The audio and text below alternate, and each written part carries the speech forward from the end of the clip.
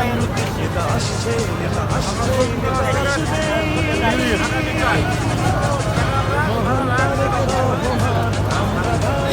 আমি সিরাজগঞ্জ হয়ে আসছি, সোনাবাড়ি উপজেলা আকবাইলি সাগরের বিহারীনাগা থেকে আসছি। আমাদের খুব খুশি লাগছে যে লিডার আসছে, লিডার আসাতে আমরা অনেক আনন্দিত।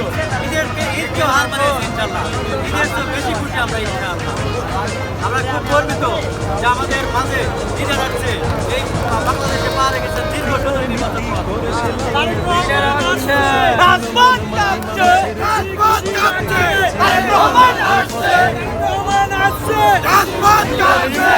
খুশি লাগছে।